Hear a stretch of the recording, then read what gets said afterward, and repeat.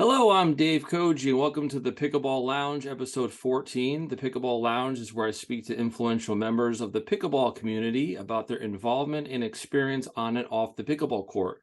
Before we begin, I'd like to thank Astria Pickleball for sponsoring this episode, and don't forget to subscribe to be notified of new pickleball interviews. Our very special guest today is Federico Staksrud, a professional pickleball player out of Buenos Aires, Argentina. Federico is the number 2 ranked men's singles player in the world and has been experiencing a lot of success here in 2023. He is also a member of the MLP team, the California Black Bears. Federico, great to have you. Hey, thank you. Thank you for having me. I know it's a tough one to schedule, but with all the traveling and tournaments, it's finally we got it. So happy Yeah, to be here. it was worth the wait, my friend. I appreciate it. Hopefully. Hopefully. So just, I got random questions here, Federico. So my first one is, what were your expectations when you turned pro? Did you think becoming one of the highest ranked players in the world was a possibility, or is your success more of a surprise to you? I think it's just going step by step. I just started playing because I thought it was fun. Then I saw there was a little bit of money. Maybe that was worth it to practice every day and play tournaments. And then I realized that I could actually make this like make this as a living. So I decided to quit my jobs and just dedicate full time into pickleball. So I think it's a step by step, and I think eventually when you do things right, you get achievements, you get your goals done. But yeah, I don't think I'm where I want to be, so I'm just trying to scale, as I said, step by step. So, from when you started until now, it seems like an iterative process. So, has your practice and game routines and your preparation evolved since you first started? You mentioned you quit your job, you focus more on it. Do you see yourself in your preparation changing to become a better player? Or do you keep everything the same? Your routine's always been the same? No, I mean it's a learning curve the whole time. I feel like it's never gonna stop. The game is such a in early stages that I mean, it's growing constantly. Right now, we see some players traveling with like physical trainers. I think the next big thing is gonna be like coaches, kind of like how tennis has it. So I'm trying to learn about it the whole time, trying to see what I can do better to always be ahead of the competition. But yeah, I mean, at the beginning, for example, just to give you an example, I wouldn't work out. I would just go and play pickleball, and then you realize that if you put some hours in the gym, that your game increases at a higher level. So that kind of things, you're always trying to learn new drills, new ways to improve nutrition, so just that. Yeah, I think Leah Jansen recently hired or has like a sight coach, for her to see the ball better. I guess it's really helping her improve her game. And she'll almost be Annalie Waters on our singles match. So it looks like players are experimenting with how to get the most out of the game and out of their own performance, which is interesting. Yeah, 100%, 100%. But it's like, sorry to interrupt. It's also like it's in a tough position where the top pros are making good money and they can afford that, but also the other pros that are traveling and maybe without the sponsors, they're traveling with their own pocket money. It's tough for them, So that's where it's interesting to see how the tour can make things more even, so the competition doesn't fall, and because we don't want to fall in the same thing that tennis did, Yeah. right? That the top 10 guys are like multimillionaires, but then if you're 100 in the world, uh, you're just making a normal living. So I think they need to find the balance there. So do you find from a money perspective, obviously you have sponsorships, you have Yola. I'm not sure any other sponsorships you have, but you have um I suppose you get do you get a do you get paid for winning tournaments at PPA events? Yeah, you have prize money. Uh, then you have sponsors that usually they match that money, so that will make it double. That depends on what type of sponsors you have. Um, but yeah, I mean, it's just you get appearance fees from the PPA if you're a PPA contracted player. So I mean, I think the money is getting there. I think it's growing. Hopefully, it can keep growing more and more, so more players can come to the game, and just the level of play is gonna increase. So I think that's how you got to do it. Yeah, I think in order, I mean, if you're a young guy, there's a lot of very young people on the tour. You don't have families, you don't have kids, you don't have those Not extra yet. expensive. So you can probably live modestly with the prize money now. But to your point, to get top even more players into the game who want to convert and do this full time, especially older players who are very good, the money has to be attractive enough for them to actually quit their job. I think like a Matt Wright, like he's a lawyer, right, on the side, but he also plays pickleball. Yeah. Um, and if the money was he's getting more than he was doing his lawyer practice, maybe he changes. I don't know, but I think with money, things change. Yeah, I mean, it's gonna attract more people. My friends from back home, they think like I'm just I'm just like literally like taking a vacation from life and just playing pickleball for fun. But I'm Uh, like, no, this is like my job. But yeah, that's the that's the part. But I think eventually it's gonna get there. More TV, getting involved, and MLP is doing a great job too. So we'll see. We'll see how that works. yeah, I'll ask it now. Another question I have for you is the friends and family support. So do you see your friends and family see this more as, hey, what is Federico doing his life back on track? Why is he just playing this game? Are they coming around to understanding the impact that you're having and how good you are? And I think you're in the best place to grow with the sport and make actual real money here. Yeah, I mean, it's crazy how things change so fast though. Like I remember like when I started playing, like when I started taking it a little bit serious in 2021, I told my dad I'm gonna go play a tournament. Like I don't know, I don't remember which tournament it was, but it was like kind of like $300 for the inscription, and he was like, "Don't do it. I don't think it's worth it. Like it's just too much money for an entry fee. But yeah, and then now they're like super happy that I'm doing this, and uh, I don't know. It's just things are changing so fast. I don't think my friends back home understand what's going on. It was pretty cool that actually back home in Argentina, ESPN2 showed the pickleball super final. So that was pretty cool. And a lot of friends were like, when are you gonna be here? I'm like, maybe next season. But yeah, that was interesting. Yeah, definitely being on TV outside of just YouTube streaming does legitimize the sport, the players in it as well. Like this is people taking this seriously. This is the real deal. Um, so it's good to see. But it sounds like you do overall have family support, right? They support you in your endeavor here. 100%. Yeah. Yeah, okay, I figured so. So talking about your paddle here. So the Yola Perseus paddle was just released to the public, but I know you've some other pros have been playing with it for a bit now. What are your thoughts on the paddle and its performance? It's a great paddle. I think all of them. The Scorpius too is a really good paddle. It just feels more solid when you hit the ball. Creates a little bit more pop too. And I'm happy with it. Still, you gotta get used to it. I think it's a big change from what it was the Hyperion, Yeah. which had a different face.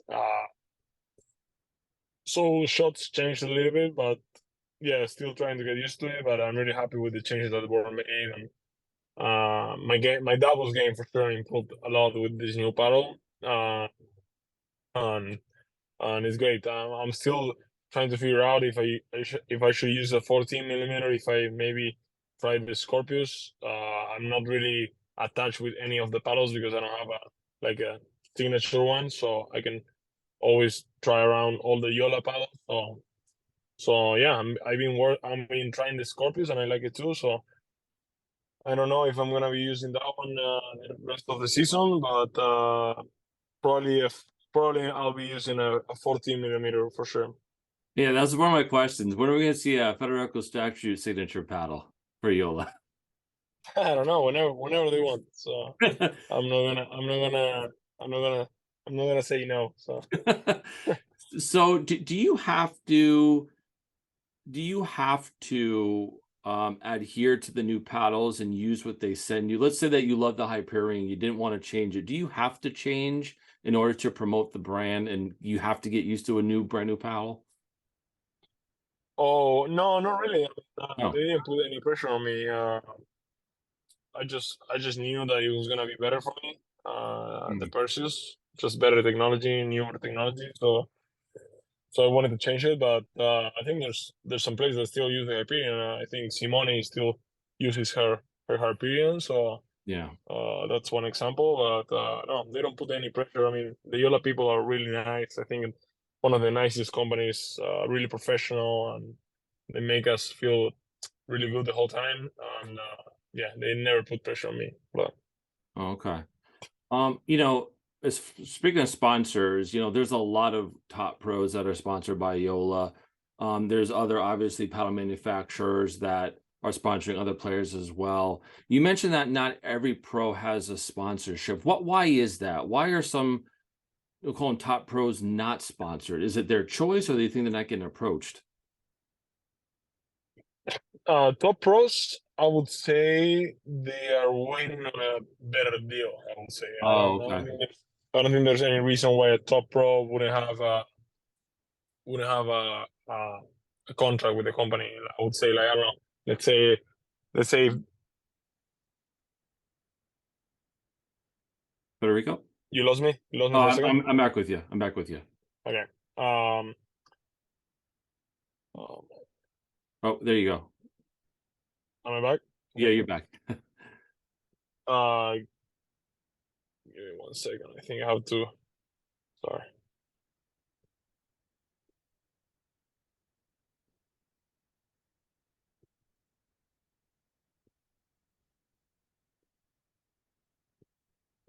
All right. Yep, I see you. Sorry about that. So yeah, I mean, the like let's say Dylan Frazier, why he wouldn't have a paddle contract? Now the only reason is because he's probably talking to 2 or 3 companies, or Hmm. yeah, he's waiting on something better. But that's the only reason. And the other players are just, I mean, companies. It's an investment, so they want to really Yeah. make sure that where they're putting their money, they're gonna get worth back. So I think companies are always looking for new players to see where they can invest. I think Selkirk, for example, uses a very aggressive way to invest in their players. They try to contract a lot of players right away. Yola, they contract a lot of players too. So I think it's just they use their different strategies. So I saw Colin Johns just recently join your Yola team as a sponsored player. And obviously, he has his own. I think it's a Scorpius that is his signature paddle now. And he was with, I forget his um previous brand, but anyway, I think he was with them for a long time.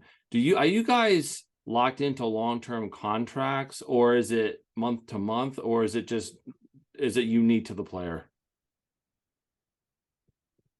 I think it's pretty unique, but what you see is like contracts of like 1, 2, 3 years. I don't really know about it specifically about other players, but Yeah, what you see is yeah, same as tennis. 3 year contract, 2 year contract, or 1 year contract.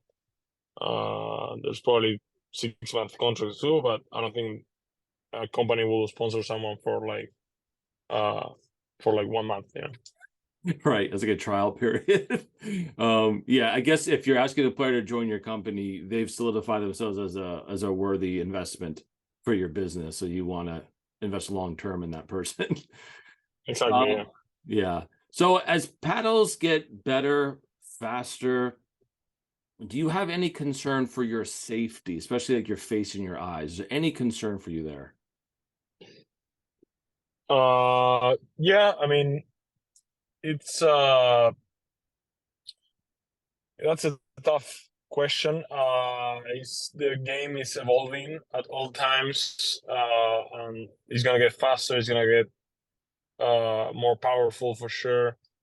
And I think players they gotta try to get better at the same time. But I think reaction time has a limit. So maybe what we could be seeing is eyewear protection or something like that, but hopefully not. Maybe I mean the USA Pickleball they can fix this by just lowering or higher the number, I don't know, of deflection, but Mm. that's up to them. As far as of now, I'm not concerned with any safety issues. I know all the paddles are like following the regulations, so I mean, if I see something that looks weird, I will point at it and I will challenge it. I did it in Dallas, so um, yeah. I mean, it's not. I don't think it's anything crazy to be thinking about. Yeah, I know there was a small controversy over the deflection, or was it deflection of like the legacy and other paddles that are thermoformed, but I think that issue's been addressed. I think there's testing in place now for the most part, so that kind of alleviates that concern. But um, so anyway, going behind the scenes of pickleball for a moment, so kind of give the audience a glimpse of your preparation. So, are there any certain foods you eat or stay away from, like the day of or the night before that you go to, or is it just whatever is available? I try to eat as healthy as I can. You know, it's difficult with all the traveling to be uh, as like rigorous with your diet, but yeah, I try to be healthy. You know, like some protein, some carbs, but nothing specific. I really like fish food, seafood. Sorry. So I try to do that, but if that's not the case, I'll just do like steak. I know Pablo loves to eat steak, so we will eat that a lot in trips, and yeah, Yeah. but always some protein in there for sure. Now, do you have a set routine of stretching that you do before you play? Yeah, I do stretching. I do a warm up before I play, and I do a stretching after I play. Okay. That is more or less the same. I use some bands for warm up, and then I'll do the stretching afterwards. Sometimes I try to do the boot compressions, the compression boot, sorry, and now I'm starting to use a little bit more of ice baths. So Oh yeah. I will do the ice bath. So hopefully.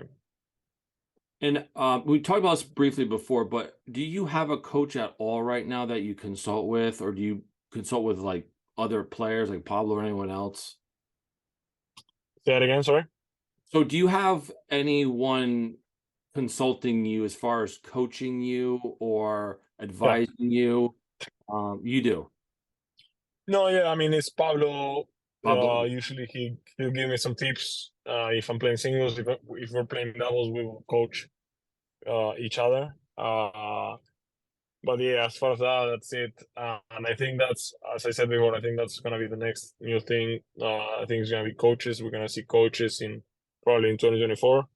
Uh, Players traveling with other people, and I think that's huge. You know, I mean, you see Anna Waters. Yeah. She has her mom. Ben has Colin the whole time. I think having eyes from the outside are just uh, it's it's uh it's for sure you're gonna have an advantage with that if someone doesn't have one. So Is it easier to play against someone you know or someone you have never heard or seen before who's made an amazing run through the qualifiers, like a Colin Schick? It's easy. I think. Well, that's a tough question. I mean, I think I will prefer to play the qualifier that make an amazing run and kind of like shut him down. Just because I would like to use my experience on being on that uh, on that stage of the draw. But at the same time, anything can happen, you know. But playing with someone you know is better. You know their patterns better, but they also know your patterns too because they have Right, they have right, played true, you the true. whole time. So I like to play with someone new always. You know, I hate when I play. I don't know. Let's give to give an example, like Conor Garnett in like 5 tournaments in a row. I'm like, I just want to play. I mean, it's fun to play with different people. You know, Conor Garnett is super fun to play with, but you get a little bit tired of of him jumping around the whole court all the time. But The two-handed, but the jumping two-handed backhand, right? yeah, it looks so weird, and it's, every time it's a passing shot, so it's a little bit crazy. But yeah, I mean, I like to play with new players. I loved when I played with Jame in Dallas. I thought it was super fun match. I never played Colin Sheik, so looking forward to that. But yeah. Yeah, that's cool. Who would you say, you mentioned Pablo, but who would you say are your closest friends on tour, and how do they help you stay grounded to keep you calm in the moments of high stress? I don't really stress that much. I just get mad when I play. I get mad with myself when I'm like, Mm, why do I miss that? You know, like kind of like that kind of stuff. But it's not really stress. okay. But yeah, I think I don't think there's a reason to be stressed. You know, like we're just playing pickleball, we're like traveling and we're making our living, so we have to try to enjoy every moment of it, and that's it. So outside of Pablo, who do you keep close in your circle? Usually we travel with Dylan uh, and Pablo. That's the three of us. Will like share an Airbnb or something like that. Brandon Lane is a close friend too. And that's about it. I have a good relationship with everyone. I Yeah, think I don't have any problems with everyone. For sure, we spend a lot of time with the guys in the East Coast of Florida, like JW, James, Anna, uh, Johnny Goldberg, all of those guys. So yeah, yeah, we're just enjoying. that's cool. Now, you mentioned that you don't get stressed out when you're playing, which is a really good thing, by the way. But you do get frustrated. For example, that last match against Connor, you were getting really frustrated. So how Yeah. do you manage to temper that frustration so that you're playing your best game and you're not getting caught up in your emotions? Yeah, I mean, you have to try to find a way to reset uh, after every point. Uh, that's really tough because in pickleball points go so fast, Mm, but and there's not like that tennis thing of like getting the towel, taking 25, 30 seconds. yeah, Pickleball is kind of like grab the ball, 10 seconds, go hit, and the point takes like in singles just goes like so fast. So that's why singles is all about momentum. But yeah, I mean, gotta try to find a way to reset. A lot of players, what they do is go with their paddle and touch the wall behind the fence or whatever it is. Trying to start from zero again.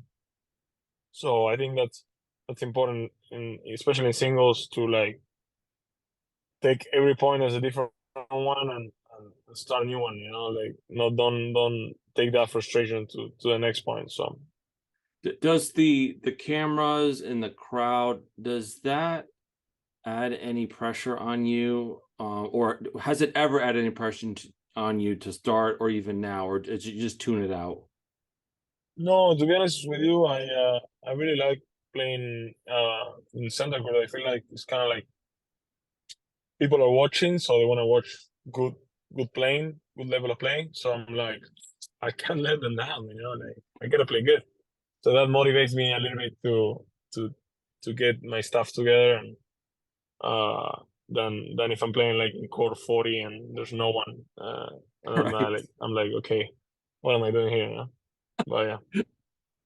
So, But usually when I'm playing there, I'm like, okay, you gotta win this so you can get in the center court. that's your motivation to get to the crowd.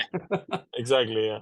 But yeah, that's So, about it. in order for you to perform at your best and to get to that championship court, right, get to Sunday, how much practicing and drilling are you doing per week? Are you allocating a certain amount of days, hours to drilling? Yeah, usually we'll do like drilling in the morning, 1 hour and a half, 2 hours max. And then in the afternoon we'll do some playing, some singles and doubles, and that's about it. Of course, we will add like some workout in between or after or before. So yeah, that's about it. It's like a whole day thing, but that's all we do. So there's Yeah. no problem with that. When I interviewed James Ignatovich, he said that he used to practice like 6 hours, and he was like, I realized that I wasn't getting much benefit out of that, and that 2 hours was sufficient, right? So he doesn't overdo it. Do you feel like you have to portion out the drilling so you're not getting exhausted? Yeah, I mean James is not telling you the truth. James, what 6 hours of playing for James is he will play a game, then he will sit for like 45 minutes, and then he will play another game, and then he will like sit for like another 30 minutes. So that's how that's what he calls 6 hours of playing. But because Gotcha. I play with him, and that's what he does, and then he plays 4 games, and then he's out of it. But yeah, I think out of all joke, I think practicing drilling is way better. Getting the repetition when you play, you will hit. Let's say you play for like 1 hour doubles, you will hit like 10, 15 drops. If you drill uh for like 20 minutes drops, you hit like 100 of them. And maybe I'm exaggerating, but Yeah. that's my point. Is like the repetition that you get by drilling is crazy higher than by just playing a game. So I think that's way worth it. Now, do you have a set drilling routine where you're going through every shot, every dink, both sides, or are you doing that plus you're working on something that you were struggling with, like in the previous tournament? Yeah, I mean, what we do usually is we'll ding, let's say, ding down the line, then in cross court, both cross courts. Then we play out cross court dinking. Then we do hands. Then after the hands, we'll play ding battles, but ahead, so we can speed up and get into hands battles. Then we move on to we go back to transition. So one player is in the transition zone hitting, the other one is just firing. Then we go back to drops, so all the way from the baseline, drops, hit a lot of drops. Then we can do like drive and drop. So we practice on that, and then we can finish by just practicing and getting up to the kitchen. So that's about it, and that takes 1 hour and a half. And Yeah.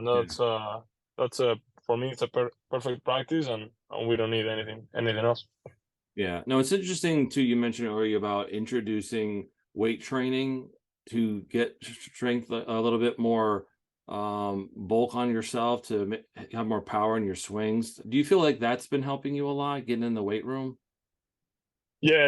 It helped me a lot with counterattacks, for sure, and also with endurance.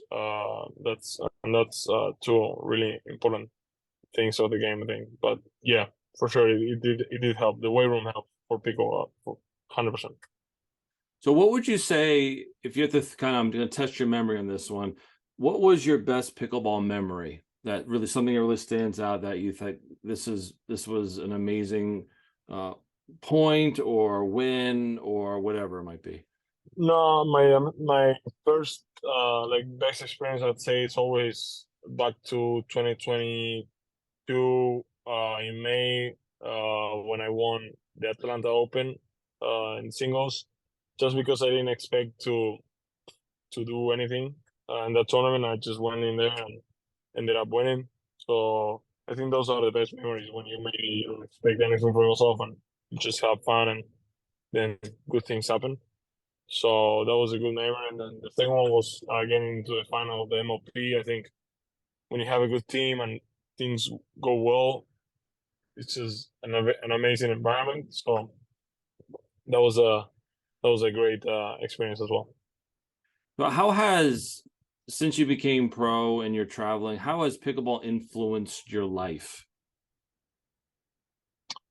I mean, yeah, my life changed. Now I'm always in airports practicing, and before I was just teaching tennis and working in an office, and like just a normal life, which I enjoyed. But now it's a different life, so just a different experience. So it changed everything for sure. Yeah. So do you think line judges or line calling technology is needed to take the game to the next level? Or what, if any, changes would you like to see the game make so it's a better experience for you? In the tournament, like the tournament directors, Yeah, or like tournament play. Yeah. I think, I mean, we just need to.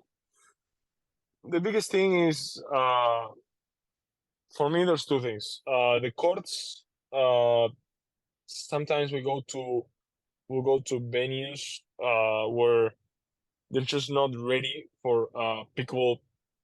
I would say pro pickleball tournaments. Right. Maybe for amateurs it's fine, Yeah. but the pros, we need way more space. We need uh, we can't be you cannot be playing a pro match and have a ball roll into your court. That's just not Right. professional. You don't see that in high level tennis tournaments that happen. So that's something that is kind of like they need to get that stuff figured out. And also, I would say the line calls. They're talking about gambling. They're talking about a lot of other things, and we're making our own line calls. And I don't think that's right. I think there should be refs that are making the calls, or like technology, whatever it is. But it's really difficult to call lines when you're playing singles and you're running side to side. The ball is going behind you. Right. Like there's no time to call the ball. So, and the ball is really difficult to see the ball from different angles. So I think that'll make things way better. So those two things for me are the priorities, I would say. Yeah, when I'm watching, there's usually two live streams for the PPA tour. One is the championship court, one is the grandstand, and I will Yeah. see. I was like, they must be going nuts with these random balls coming into their thing, and you guys are competing for money, and it's ridiculous. And I think Federico, every pro I ask that question to, as far as the line judges or line judge technology, have always said the same thing. They've always said, in order for this to go to the next level, the players cannot be calling their own balls. Tennis players at the highest levels, they do not call their own lines. And I'm pretty sure that you can get like let's say we go to Dallas. There's probably like how many colleges are in Dallas? You can for sure get 30 college kids there, pay them something like Yeah. beer money, and then you have them there just making the calls. Yeah. If you see someone make the bad call, you kick them out. I don't think it's that difficult, to get a Yeah. kid there and just be out in. They should do, I mean, they should do, Federico, they should do like referees like the Uber. So you rate them. So if they're bad, you don't ask them yeah, to do again. So you know who's good or bad or line call. I think for sure they can figure it out. But Yeah. I don't know. We'll see. We'll see what happens. So Federico, my last question for you, and thank you so much again for being on the show. But my last question for you is, how do you see pickleball evolving over the next couple of years? Yeah, I think pickleball is always gonna grow at the amateur level first. I think that's the biggest part of this beautiful sport. I think the amateurs are gonna keep growing and growing. And then I would say Pickle needs to figure out what they're gonna do. Are we gonna do a tennis tour or are we gonna do a team league? You Right. know, I think having that many things going on confuse a lot of people. You know, I had a lot of friends asking me, "What is that super final? What do you mean? Like Ben Jones won yesterday and now he's playing now final. Now he lost. Now he's sad. He was happy." So it's like, what's going on? You know, like they need to make things clear for people to follow. You know, because now I have to explain to all my friends that I'm gonna be in a new team. They're gonna have a new, you know, and that's like, so once everything is settled, I think it's gonna be way easier, you know, for fans to get involved and watch. So yeah, I think that's how the pro level are gonna